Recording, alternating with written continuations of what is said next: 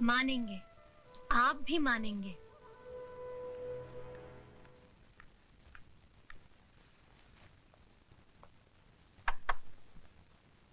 क्या मैं अंदर आ सकता हूँ?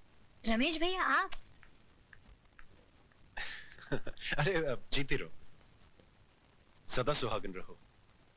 सिर्फ मेरे आशीर्वाद से तुम सुहागन नहीं बनी रहोगी, बल्कि तुम्हें खुद अपनी सुहाग की रक्षा भी करनी पड़ेगी। क्यों? उनके ऊपर कोई मुसीबत आने वाली है? इंसान के मुकद्दर में जब दौलत आती है तो मुसीबत भी साथ लाती है। मैं कुछ समझी नहीं। शराब और जुए के नर्क से आदमी को वापस लाया जा सकता है, लेकिन अगर मर्द किसी दूसरी औरत के पल्लू से बन जाए तो उसे सिंदूर और मंगलसूत्र भी वापस नहीं ला पाएंगे।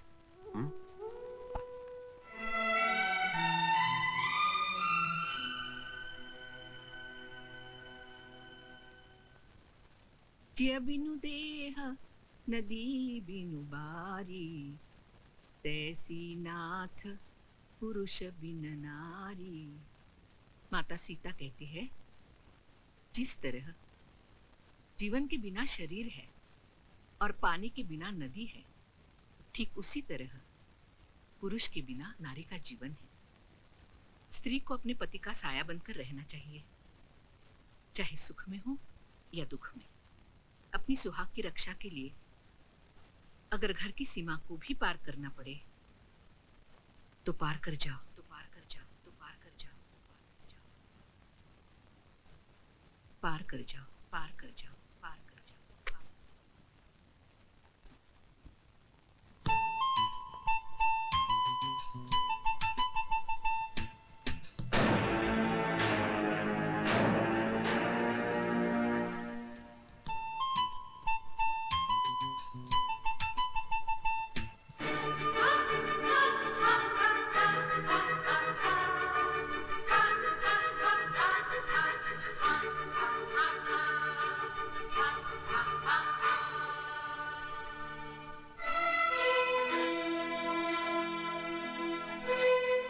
इतनी भी तमीज नहीं है कि बिना इजाजत किसी के यहाँ नहीं जाना चाहिए? तुम सिखाओगी मुझे तमीज? तमीज होती तो मेरे मर्द की बाहों में एक बाजारू औरत की तरह ना पड़ी होती। You bitch! ये अंग्रेजी गाली अपने पास ही रखना। हिंदी में एक गाली सुना दी तो सारा खानदान कब्र से बाहर आ जाएगा।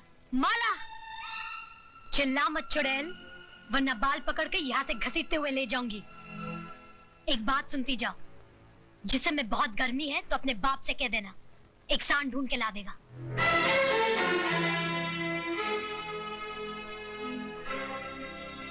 चलिए घर चलिए।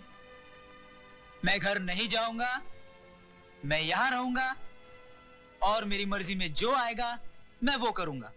एक बात सुन लीजिए, औरत मर्द की हर बुराई को बर्दाश्त कर सकती है, लेकिन ये कभी बर्दाश्त नहीं कर सकती कि उसके मर्द की जिंदगी में एक दूसरी औरत आए। एक नहीं 10 औरतें आएंगी, क्या कर लोगी? आएंगी तो ऐसे ही जाएंगी, बेइज्जत होकर। रोना बंद करो मिस शबाना आजमी, वरना तुम्हारे आंसू में पूरा हिंदुस्तान डूब जाएगा। भैया, अरे मैं मजाक नहीं कर रहा हूँ। बाहर देखो, तुम्हारे साथ साथ इंद्रदेव की अप्सराएं भी आंसू बहा रही। मालकिन! मुझे पुकारा भाई। मालकिन! सिस्टर डार्लिंग, लगता है कोई तुमको आवाज दे रहा है। मालकिन! शामू जी, जरा देखो कौन मरा जा रहा है। जी मालकिन।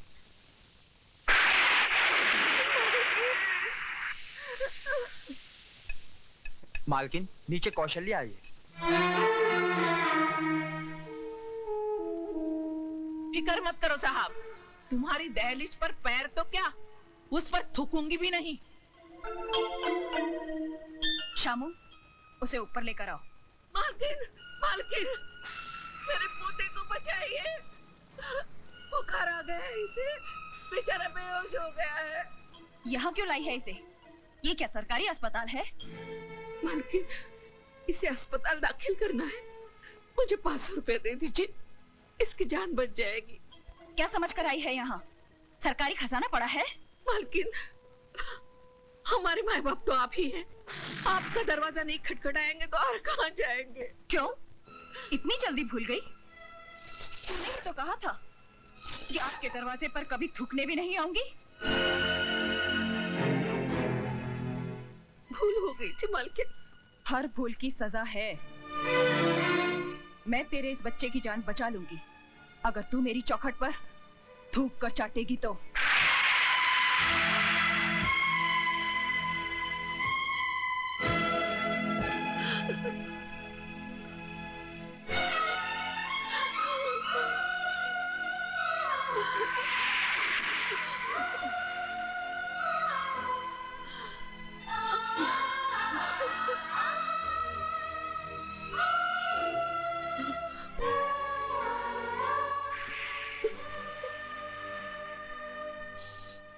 रुक जाओ मौसी। उठो मौसी। ये हवेली और ये चौखट बड़ी बहू दहेज में लेकर नहीं आई थी। इस पर जितना हक बड़ी बहू का है उतना ही छोटी बहू का है। शारदा देवी, तिजोरी की चाबी लाओ।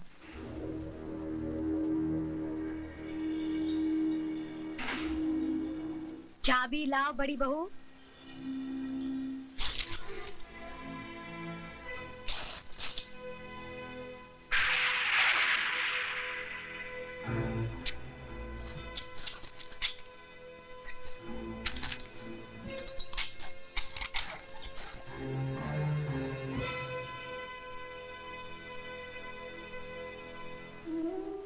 ये लो मौसी।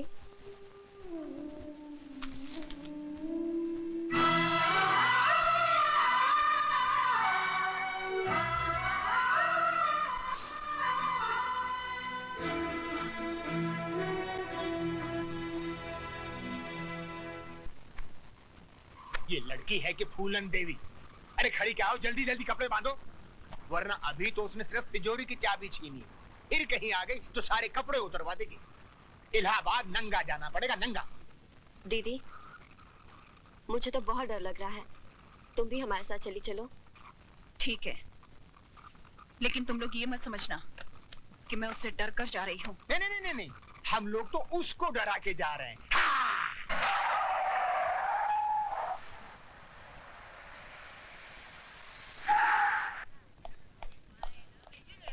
भाभी, ये अचानक क्या हो गया? कहाँ जा रहे हैं आप लोग? मिस्टर राज, तुम्हारी भाभी अपनी मर्जी से नहीं जा रही, उनको घर से बाहर निकाला गया है। मैं कुछ समझा नहीं। रहने दो देवर जी। अगर माला को अपने घर की बहू बनाना ही था तो इतना सब ढकोसला क्यों किया? सीधे सीधे मुझसे कह देते, मैं खुशी से तिजोरी की चाबी उसके हाथ पे रख देती। आपकी मिसेज माला ने चाबी का गुच्छा छीना और हमको बेइज्जत करके घर से बाहर निकाल दिया।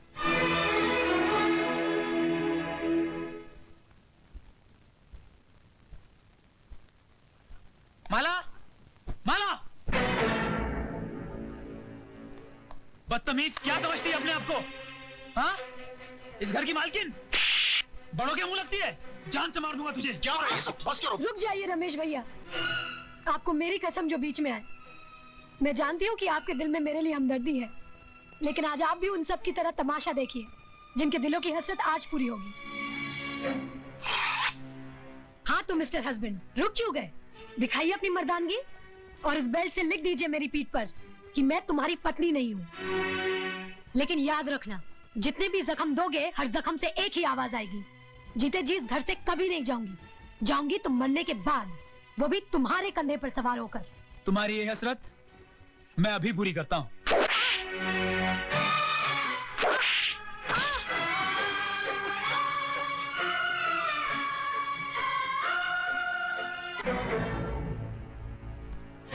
अगर तुम मेरी बेटी का सुहाग ना होता तो मेरे कदमों में माला की बजाय तेरा सर होता।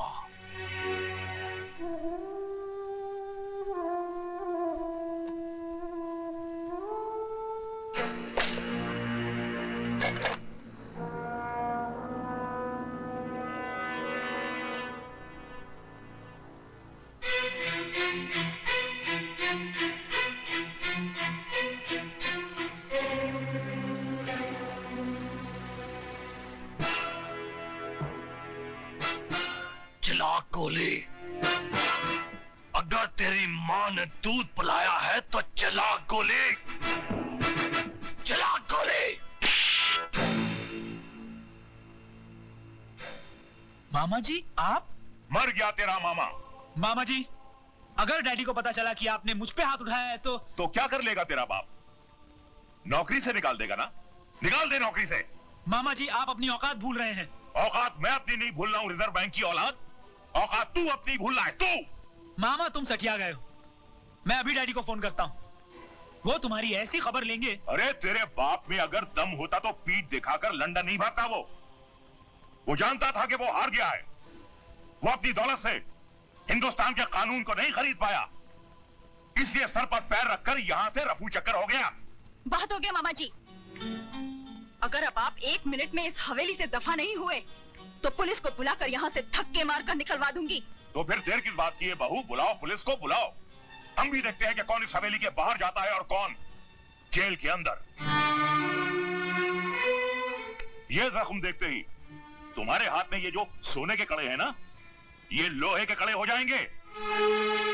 बाला की तरफ से गवाही मैं दूंगा कि हमारी बड़ी बहू ने अपनी छोटी बहन का टाका फिट करने के लिए अपने भाई के साथ मिलकर साजिश की और आज को उकसाया कि वो माला को अपनी जिंदगी से उठाकर बाहर फेंक दे। माय डियर सिस्टर, मैं इलाहाबाद चलता हूँ, बाबूजी वहाँ अकेले हैं। भैया मैं भी तुम्हारे साथ चलती हूँ। हाँ बेटर बेटर। देखा राज, जब जहाज डूबने लगता है तो सबसे पहले उसे चूहे छोड़कर भागते हैं। अरे पगले, इतनी प्यारी गुड़िया तेरी जिंदगी बनकर आई और तू इससे ठोकर मार रहा है। आओ बेटी। राज, जिस इंसान के तुझे पैर छूने चाहिए तूने उनका अपमान किया है। चल बेटे माफी मांग, पैर छू और एक नई जिंदगी शुरू कर।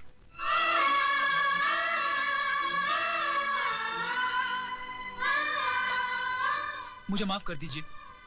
ऐसा अनर्थ मत कर बेटा, मैंने तो कन्यादान किया है। तू मेरे पैर छुएगा तो मैं तो सीधा ही नरक में चला जाऊंगा। देखा बेटे, इसे कहते हैं महान आत्मा। तूने इनकी बेटी पर इतने जुल्म ढाए और इन्होंने तुझे एक पल में माफ कर दिया।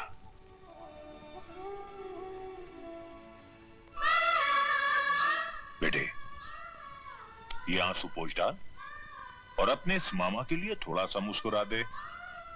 मुस्कुरा।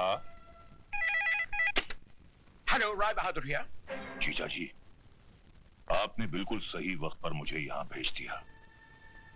अगर जरा सी भी देर हो जाती तो यहां महाभारत का आखिरी एपिसोड हो गया होता। साले साहब, क्यों पहेलियां बुझवा रहे हो? कहावत है कि बगैर उंगली टेढ़ी किए घी नहीं निकलता। मैंने स्टाइल बदल दिया है, उंगली सीधी कर दी है। अब घी सीधी उंगली से ही निकलेगा। साफ साफ बात करो। राज और माला हनीमून मनाने हिल स्टेशन जा रहे हैं। पहाड़ की ऊंचाई से बेचारी का पैर भी तो फिसल सकता है। मामा जी, आपका यह नया नाटक मेरी समझ में नहीं आया। ससुर के पैर छुओ, माला को अपना लो, औरत को खिलौना मत समझो। भांजे, कल अगर मैं ये नाटक नहीं करता तो या तो ज्ञानी की तलवार तुम्हारी गर्दन उड़ा देती या तुम्हारी बंदूक की गोली ज्ञानी के सीने के पार होती, और दोनों ही सूरतों में माला घर से बाहर नहीं निकलती। लेकिन अब माला घर से तो क्या, इस दुनिया से ही बाहर निकल जाएगी। वो कैसे?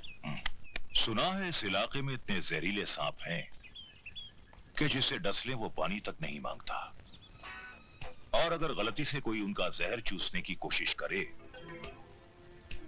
तो वो भी दम तोड़ देता है। कुछ समझा भांजे? जी मामा जी। Very good. तो फिर देर किस बात की? मेरे प्यारे भांजे, कल की सुबह तो होने दे।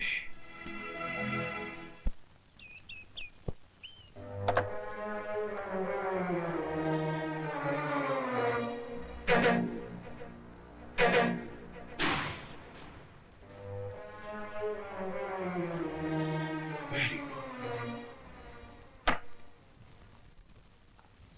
बस भांजे बस, 2 मिनट में खेल खत्म।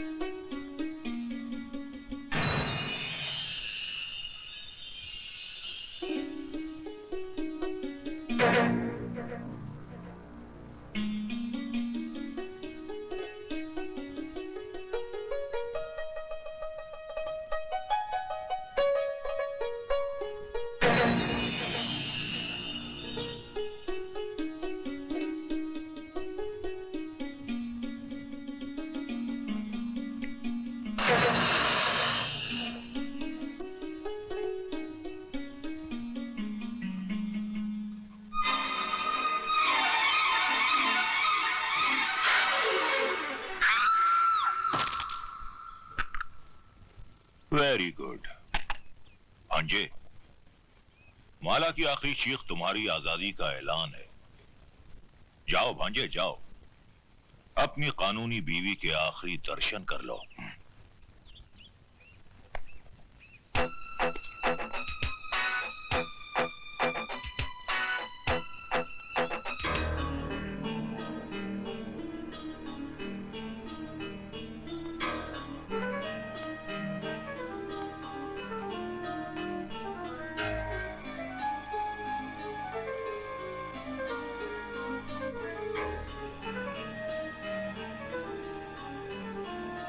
जब तक मेरी मांग में सिंदूर और गले में मंगलसूत्र है, दुनिया तो क्या, भगवान भी तुम्हें मुझसे अलग नहीं कर सकता।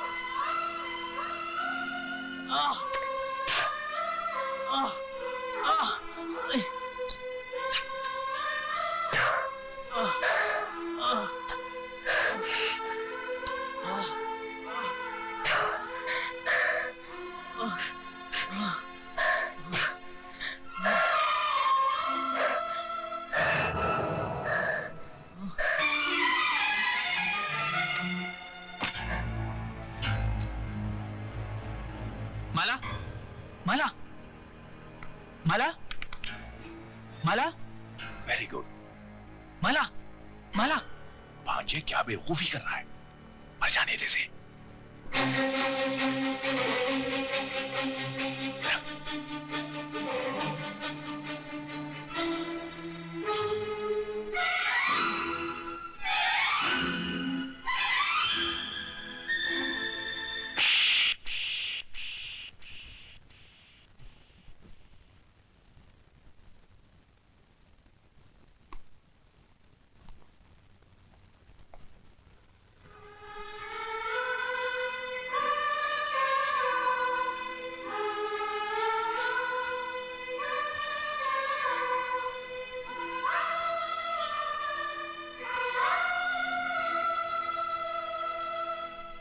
मिस्टर राज, आप किस्मत वाले हैं। इतने जहरीले सांप का जहर चूसने के बाद भी आपकी पत्नी बच गई। मैंने इंजेक्शन दे दिया है, किसी तरह रात गुजर जाए। थैंक यू डॉक्टर साहब। All the best.